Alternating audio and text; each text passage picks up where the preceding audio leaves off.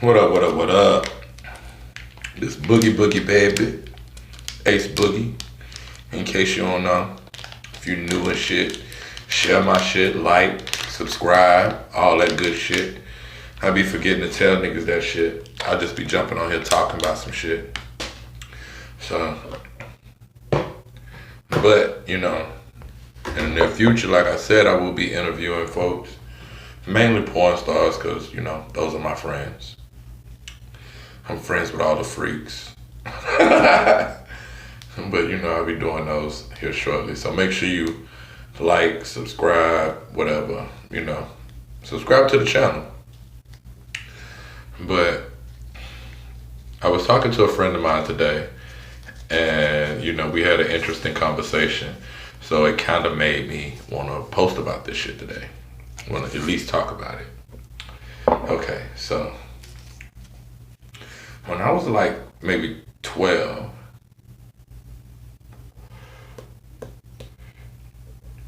I don't know, you know, I was just a freak. I didn't know how big my dick was, but I knew it was big. Because, you know, we used to have jack-off contests.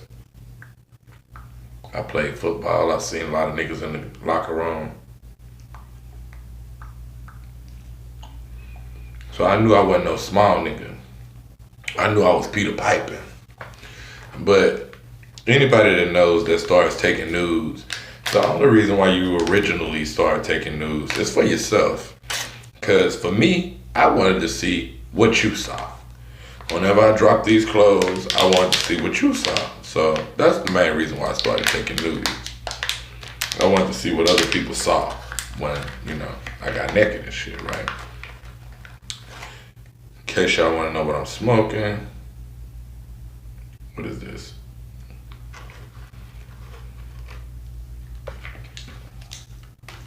It's that sour diesel. About to get right with life. Anyway, so back in the day, I don't know, you know, we had these Polaroid cameras, right? The kind that you could just, I think they have them now, but you know, you flash, take your picture, whatever. You have to wave that motherfucker until the picture come through clear as shit. So we had one of those, and I think it had like 3 pictures left on that bitch. So I went in the bathroom, took 3 dick pics. I kept them in my little stash, my little nasty stash, right? So I come home one day, and apparently my mom been doing some motherfucking spring cleaning, and done found my nasty stash. And this motherfucker done showed my dick pics to all her homegirls while they playing spades. Look at it, girl. Can you believe this nasty motherfucker? He got a dick like a tree limb. Ain't even 13 yet. Look at this shit. So when I walk in, I'm the topic of conversation.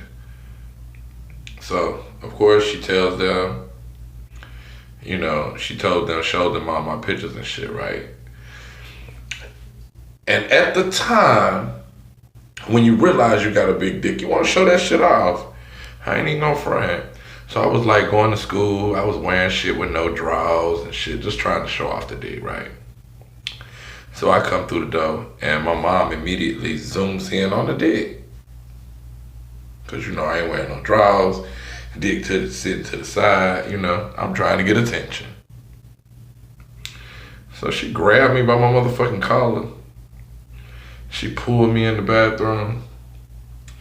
And she said, look, don't be wasting my motherfucking Polaroids, taking no nasty ass pictures. Don't nobody want to see your dick.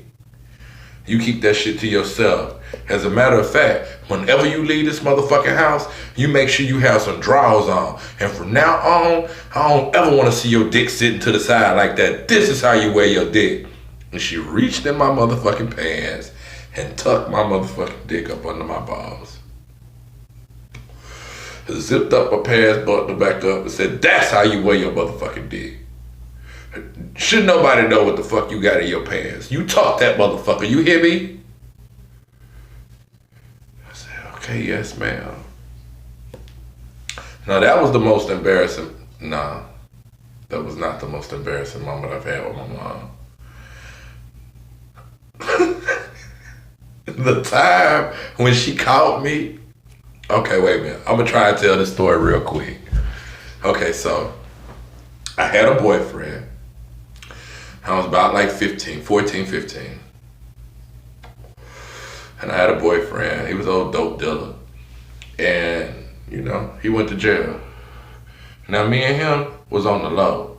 Didn't nobody know. At least I thought didn't nobody know. I know I didn't tell nobody. And we had been together almost 2 years at this point before he caught his case. So I'm sitting on the front porch, He caught his case, I think, that Tuesday. 2 weeks later, he was in court and they was trying to sentence him to like 2 to 3 years or some shit like that. And I was like, ooh, the judge broke us up.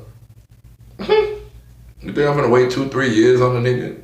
I'm 14, 15. What the fuck I look like writing 6-page letters and shit? No, that's not I.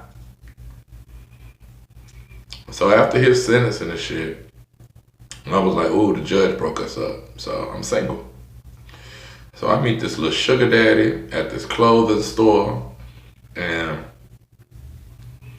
he done laced me up with my summer clothes. When I tell you laced me up, I mean, bitch, laced me up. So he way older than me. So he tell me, well, how I'm gonna get you the clothes? I was like, well, just pass by my house and flash your lights and I'll meet you down the street. So he was only supposed to be sucking my dick, but the head was lame. And he was older than me, so shit, he was supposed to have good head, you know what I'm saying? Not no lame ass shit, but the head was super lame. So eventually, after a minute, I knew I wasn't gonna nut. So I was like, shit, let me have some of that ass. So I ended up fucking. Now, I think I left out a critical part, which is that me and my big brother was sitting on the porch talking before the nigga rolled by and flashed his lights. My big brother says to me, you gonna be faithful to Said while he in jail? And I'm like, hell no, the judge broke us up. He was like, oh, that's dirty. And I'm like, how the fuck you know about Said any goddamn way? He was like, well, he told me we don't keep no secrets. Okay, my boyfriend and my brother was best friends. He was like, he told me he don't keep no secrets from me. I was like, well, nah, I'm not faithful with him. We broke up. So around about that time, the dude passed by, flashed the lights. I hop off the porch. He was like, I know you ain't going to meet that old ass man. I was like, boy, mind your business. He said, I'ma tell it. I'm like, whatever. So I walk off, meet old buddy. Like I said, head was lame. So I end up fucking just to get my nut. Got my nut. Got back home. Snuck in my window. Put up all my clothing and my shoes and shit in the closet. As soon as I climb out the window, I come around the house and come through the front door. And my mom is sitting in the motherfucking living room. She said, where the fuck you been? And I'm like, I was with my friend. She said, no the fuck you wasn't. Corey told me that he saw you get in the car with that old ass man. What old man did you get in the car with? I'm like, of course you know. I ain't finna snitch. Not after I got all these clothes. And I'm damn sure not finna give them back. Fuck. I put in good work for them clothes. I was Car Canal fashion at that time. Car Canal was popping at that time. And I had everything. You heard everything. So I was like, my friend. She said, Corey said he saw you get in the car with that old ass man. And I want to know what the fuck you was doing. And she pressed me and was yelling at me, putting a finger in my face and, just really going in. So eventually I confessed. But I lied. I said, he gave me some stuff. He gave me some money. And I let him suck my dick. She said, you ain't let that man suck your dick. He ain't gave you that money just so you suck, because he did give me some money and some clothes. Sugar daddy. Lace me. She said, he ain't gave you no money. Let me smell your dick.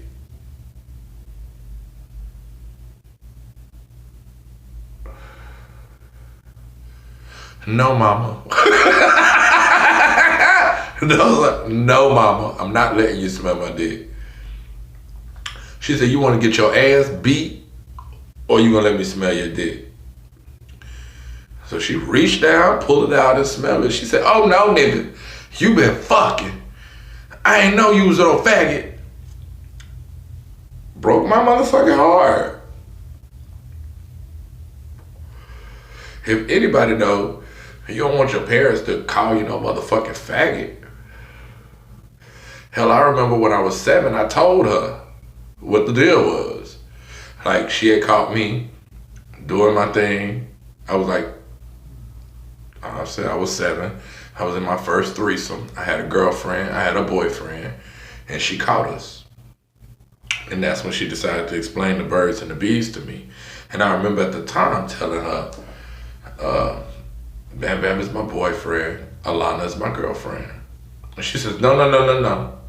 Alana is your girlfriend, she's a girl. Bam Bam is your friend. He's a boy, but he's not your boyfriend. I was like, no. I kiss Bam Bam, and I kiss Alana too. They both. That's my boyfriend, that's my girlfriend. She says, oh, hell no. I ain't raising no faggots around here. So for her to say at like 14, 15 that I was a faggot because I was letting this nigga suck my dick, but she ain't know I had fucked him. Well, she knew because she smelled my dick. And that broke my motherfucking heart. Me and her didn't talk like have a real deal relationship until I was about maybe like 22. I moved in with my grandmama. I didn't have time for that fuckery. And my grandmama accepted me for who fuck I was. Period. She didn't give a fuck. Actually, she did give a fuck. She said, I said, grandmama, I'm bisexual. I think it was like 14, 15. She says, you like girls? I said, yeah. She said, you like boys? I was like, yeah. She said, I like them both. She said, oh, you'll grow out of it. I never grew out of it. I never grew out of it. Eventually, I found out, though, that my mom is bisexual. So why she put so much pressure on my motherfucking neck, I'll never know. But those are the breaks. I guess you don't want your children to grow up to be what the fuck you are. I don't know. But she put a nigga through changes with that one simple statement. You know what I'm saying? I ain't raising no faggots. And it broke my heart. It just let me know that I had to live on my own terms and do what the fuck I wanted to do. And keep it secret. Not let nobody know what the fuck I had going on. As if I didn't already know that. It's just how I operated. But that was a turning point for me. Don't even ask me why I decided to share that shit. Because it's a mess of a story. But shit, it's real life. I was suicidal for a little while after that. But I realized I didn't give a fuck. Like, you know, I really didn't give a fuck. Like, after that, I realized my business was my business. Who I wanted to fuck, when I wanted to fuck was my motherfucking business. And I kept it like that. If ever you approached me about some shit, then I'll be like, why, you wanna fuck? And it's none of your business unless we fucking. If we fucking, then you need to know how I get down. If we ain't fucking, then you don't need to know how the fuck I get down. It's just that simple. Just that simple.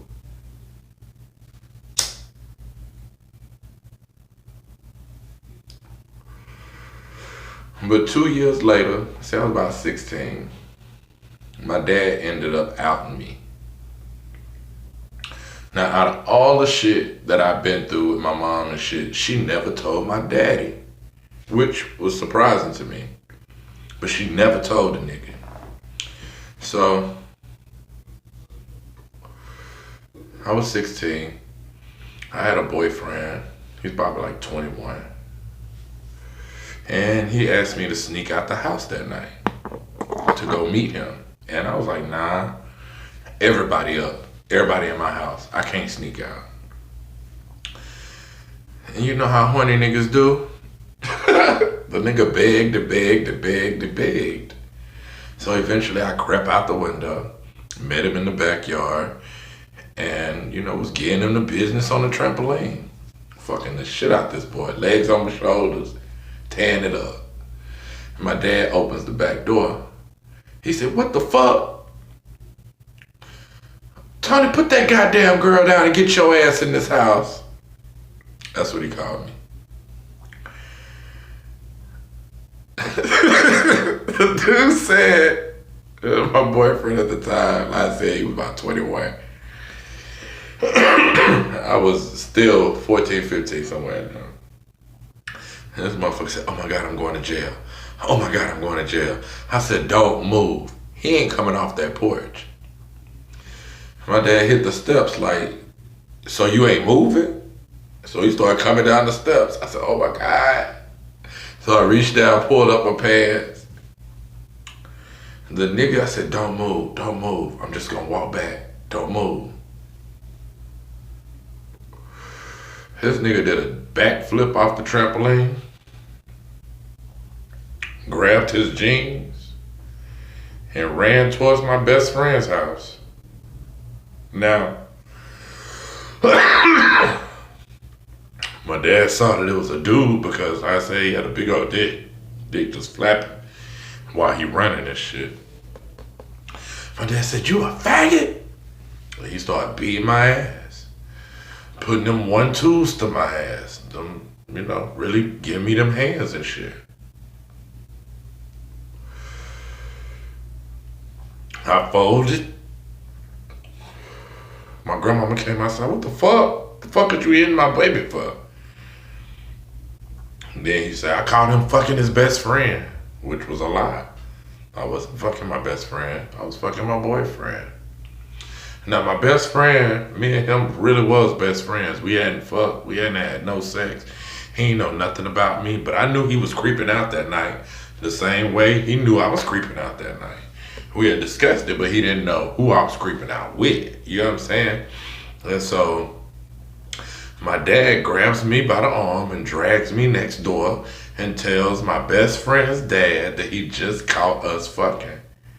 So my best friend's dad's like, nah, my baby in bed. So he goes to the bedroom and sees that his son ain't there and instantly believes that me and his son was fucking. And my dad caught him. He beat his son, like really beat his son.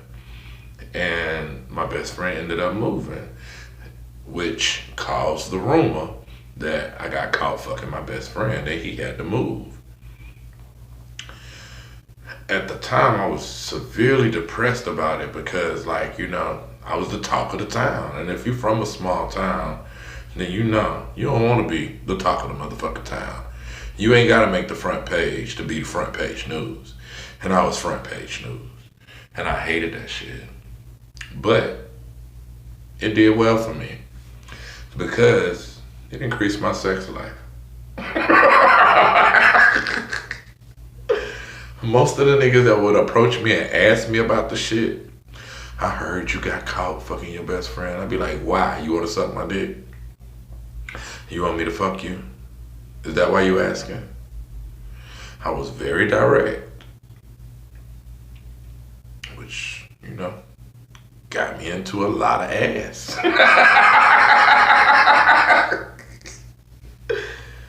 But it wasn't easy. It wasn't easy.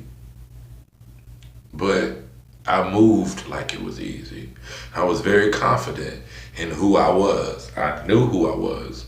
I knew who I was from an early age. And I think that made everything else smooth to me because I ain't give a fuck about what you thought about me.